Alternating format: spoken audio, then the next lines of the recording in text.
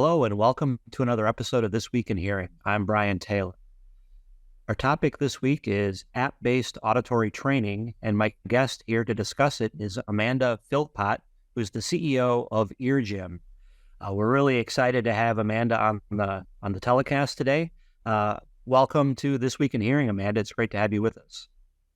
Thank you, Brian. Thanks for having me on.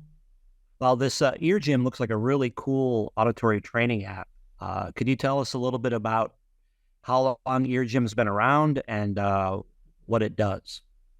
Sure. Yeah. Eargym has been around for 4 years. So we came about as a digital health tech startup in 2020. And Andy, who's my co-founder, Andy and I met on a Zinc venture capital accelerator aimed at building businesses that could improve the quality of life of 100 million older people. And I'm an ex-NHS chief executive of the English National Health Service. So I've done population health for nearly 30 years, run hospitals and things. And Andy's a retired DJ and a digital health product specialist. So kind of a good combination of skills. But what we found when we were on Sync, somebody from our national charity, the Royal National Institute for the Deaf, came along and talked about not only the size and scale of the challenge of hearing loss, but also the correlation with dementia, and that hearing loss is the biggest amenable factor in dementia. And that motivated us to learn a huge amount more and see what we could do. And in the early stages of our researching the topic, Andy and I both found that we both have moderate hearing loss. And in fact, my father was deeply affected, not only by unaddressed hearing loss, but also in his final stages of dementia. And so the subject resonated hugely. But then also became just really interesting to see whether or not we could make our own contribution. So we set up. Well, can you tell us a little bit about tell us sort of what's happening inside the app. I know that there's some training exercises, but in addition to that, there's some other things. So just tell us a little bit more about what you can find inside the app. Yeah, that's right. It starts with training. Training is within the app, but it's what we have is check, train, and advice and guidance. So the first stage is really we recognize the problem of people not really checking their hearing. So 1 in 20 people in the UK will check their hearing every year versus 1 in 2 doing their sight or their teeth or whatever. So we wanted to create something, get over some of the barriers to the fears or the time taken or the perceptions and misperceptions people have about hearing checks. So we've deliberately set about building an app that makes checking your hearing easy. And we have a really easy frequency slider, which of course you'll know is not clinically valid, but it is a really helpful indicator. It gets people to think about their hearing. We delivered over 350,000 of those now. And then within the app itself, we've got our digital triplets test, which of course you'll all know, and it's the one that's used by the World Health Organization and others.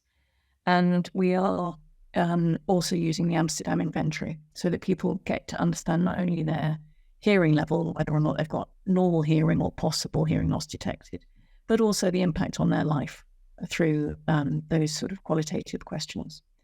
And we have other hearing checks, but those are about the impact of training. So that's the checks. And then the training games we have developed ourselves in-house. And they're short games. They take a few minutes each. And they are based on the principle of practicing listening. So we took Witten et al. And work like that around the impact of auditory training in the lab. And we recognized that that's the early days of LACE training, if you like, where you're talking about speech against white noise is quite uncomfortable or can be quite uncomfortable to listen to. And we deliberately set about trying to build something that people would enjoy. So we have games where you're a barista in a cafe and you are trying to make sense of orders against increasingly complex ambient sound.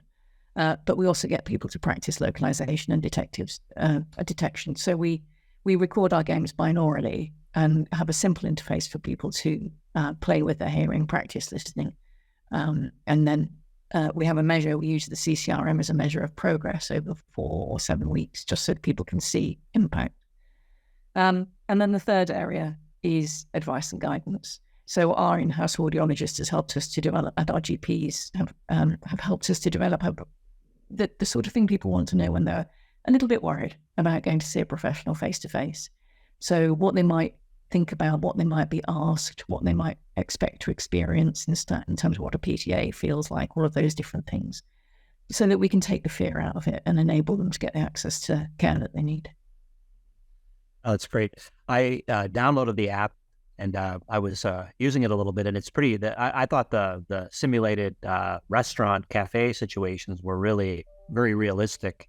And I also was on your website, and I noticed that you're targeting 5 specific auditory skills. Is that right? You mentioned localization. Can you tell us about the 5 skills that you're targeting with the training exercises? Sure. Well, when we were doing our early research about how we might develop something to contribute to the whole field of hearing loss, we recognized that hearing skills are important, and we could find lists of, some people would go up to 9 different hearing skills, but things seemed to center, really, everybody seemed to focus on 5 core skills of detection, localization, discrimination, and intelligibility in silence, and intelligibility in noise. So that's what we focus on: is, can you hear the sound in the first place? Can you tell where it's coming from? And can you apply meaning to it? Yeah. Could you tell us a little bit about hearing aid wearers that might be a good target for Eargym? Like, how do you see Eargym maybe used in the clinic? Well, one of the things I think that's great about it, of course, is it's self-guided. And one of the problems, or one of the challenges with auditory training historically, is that people just don't use it. But I think Eargym is something that is easy. It's self-guided. It's sort of there's a gamification element to it. So tell us how you see Eargym maybe supplementing hearing aid use. Yeah, sure. And just to reassure you and your listeners, we do have people who are hearing aid users who try and train with Eargym. My own hearing aids are Bluetooth connected, and sometimes I will train with my headphones, and sometimes I'll train with hearing aids, and it's good. So what we see the opportunity, and we talk to high street audiologists about this quite a lot, is about the rejection rate for hearing aids. So when people have left it so long that the hearing, when we put our hearing aids in and the sensory overload is so much that it's actually too much, and we reject our hearing aids, then the industry figures that we see are really quite a high rejection rate of hearing aids. So what we're hoping is that people get the chance to, and what we've talked to our users about, is people get the chance to just practice listening in a safe environment where they can control the volume and they know what's coming, and it can sort of manage the surprise effect, if you like, and they practice listening safely, and then eventually get used to wearing their hearing aids for, say, 4 hours a day or something. But sorry, let me just be clear, our games are like 3-4 minutes maximum, but we know that there's a minimum length of time that it takes for people to get used to their hearing aids. So we want to be part of that cycle of getting people to feel that it's not overwhelming with the number of sounds that their brain is now needing to process. I see. Tell us about how people can acquire Eargym. Looks like it's a subscription service? Yes. So it's available on both iOS and Android, and it's the equivalent of £40 per annum. So I guess what's that? Just short of $50 a year. And that's it. So what you get for that is you get your suite of checks. You can train as much as you like, and we will recommend it according to how you perform on our checks. We'll recommend the games, and we'll recommend how much you train for. Most people will train for maybe 3 to 4 times a week for maybe 5 minutes. So it's not very onerous. And then you can choose to do the checks within the app as often as you like. We are moving towards an intensive 4-week cycle so that people can feel the improvement and then top up at will.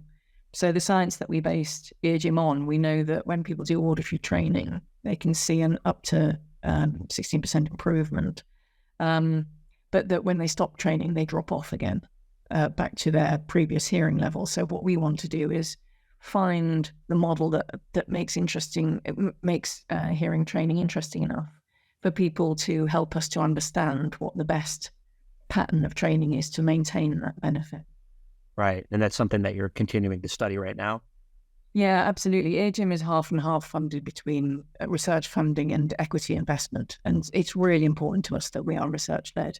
In fact, we've just celebrated the end of a 2-year research project that was funded by UK government research funding, which was all about user-led design.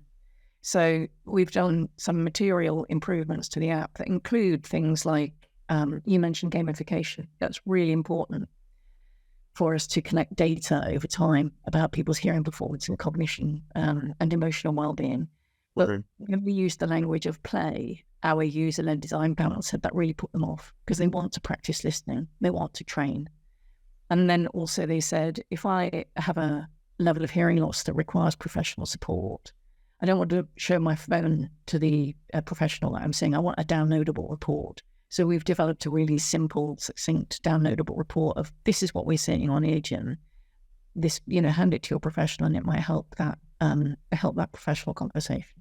Yeah, that's interesting. So one follow-up question I have is with Eargym, is this something that sort of it sounds like it's led more by the individual with hearing loss, and they take it then to the clinician Yes. for them to maybe for their personalized insight. Do you see it sort of working in reverse? I know there's been other programs that have launched where the clinician is kind of encouraging the hearing aid wearer or the individual with hearing loss to use the program.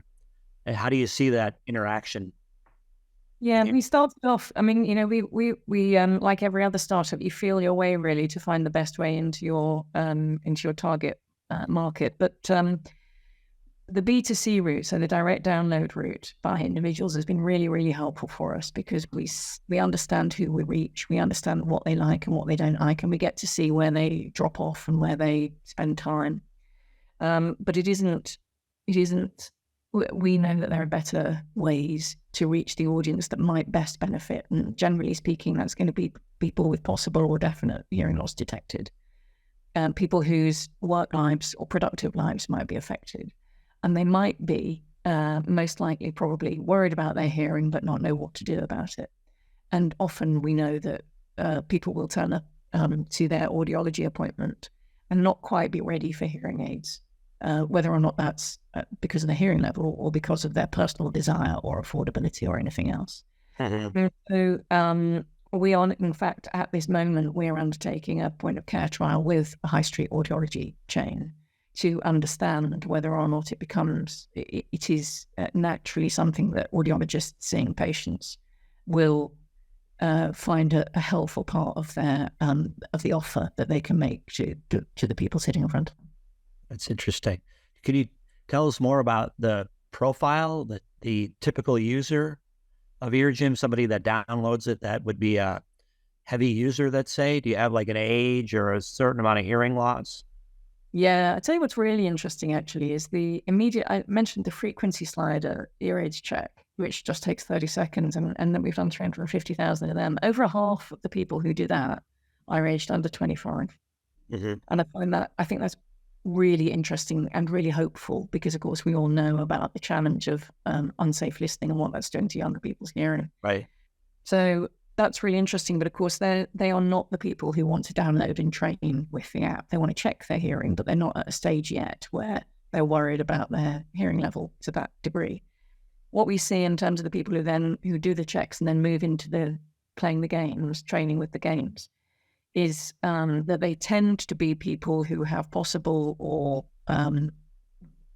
definite hearing loss detected. And they tend to be aged 45 to 65. And so they tend to be people where there is a clear, the checks show that there is clear room for improvement and that there is an incentive to do so. And so that tends to be the audience segment that wants to do the training games and that does them regularly. So we see almost we see a wide spread of adults of all ages up to 85 trying Eargym.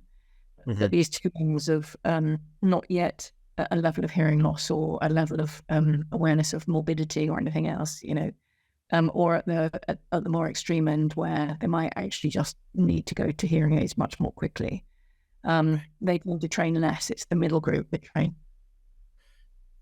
Good to know. Another question I have is, what are your thoughts on somebody, you kind of already alluded to this, but somebody who maybe is not ready for hearing aids for various reasons? Do you see Eargym as sort of like a gateway to amplification eventually, or training wheels? Yeah. Early intervention seems to be an important thing. How does the Eargym fit into that? Yeah, absolutely, Brian. Completely spot on. It's one of the most important things that we set out to do was raise awareness. And a part of our branding for Eargym is love your hearing. We want to bring hearing and caring for our hearing as part of our holistic health and well-being right to front and center. Our love of music, our bird song, everything else, being engaged in our social lives, not annoying people with the sound of the telly. All of those things, we think the quality of life aspect of hearing is something that is significantly overlooked, and we are trying to address that. Mm-hmm. So where people are, we know that we have a way to go around enabling people to think that hearing aids are as fashionable as glasses. But that's where we want to get to. The way we characterize it whenever we talk about it is that we think hearing aids are great. We think the technology is amazing. And the way that we characterize how we complement hearing aids is that hearing aids address the hard hearing hardware of how we take in sound. And what Eargym does is do the hearing software, the way in which we process sound. Building on that actually our hearing is the holistic part of both hardware and software, and we complement hearing aids. So we do see ourselves not only as raising awareness for people to think, actually, I might go and get those now. I might not put it off. Life might be better, but also to help people to get used to hearing aids when they do get them as well. And actually, there's a third element or a first element, which is they may not be. Their hearing level may not be right for hearing aids, but they might want to maintain the hearing that they do have, their performant hearing. And that's also equally important, I think, in this. My final question for you, Amanda, what words of advice do you have here in the U.S., primarily our audience is in the U.S., for clinicians and for persons with hearing loss? What would you want them to know about Eargym that we haven't already said? Gosh, that's a really good question. One thing I do want to say is that we built a product that would contribute data to the long-term relationship between hearing and cognition over our lifetimes. That's why we built a gamified fun project, because we want to contribute to the research. But we also, we know that there are great brains out there. We know that there are, really significantly experienced people who are working in this field, who have been tackling these problems from many different perspectives. And we want to contribute to the challenge of unaddressed hearing loss and actually promote good hearing health for life. So what I would like to say is encourage people to use it, encourage people to use Eargym. And it's easily accessible, and we really welcome feedback. And we are a company that acts on feedback. We really use it. It does inform how we do things. So welcome the engagement. Well, let me echo that. I've been on your website. I downloaded it and used it, and it's a fantastic tool. I would encourage clinicians to recommend it to all of their hearing aid wearers, or even people that are coming into the office that are just getting some information. I think it's a great tool to raise awareness for all of the reasons that you said. So kudos to you and your team for bringing something like this to market. It's well needed. And I think it's an awesome tool. That's really kind of you to say, Brian. I'm so glad, because you've got such a great experience of getting that kind of accolade from you. Really means a lot. I really appreciate it. Oh, no, I'm happy. Yeah, no, I mean it. I mean, it's these things are very much needed inside the field. And anything we can do to raise awareness is incredibly helpful. Amanda, thank you for your time. Where can people, I see it's on the screen, but tell people where they can download it or get more information about Eargym. So if you're downloading the app, it's on iOS, so it's on Apple, and it's on Android phones, and it's just Eargym, EARGYM. But if you want to know more about Eargym, we are eargym.world. And there's clicky links on the website if that's an easy way to download.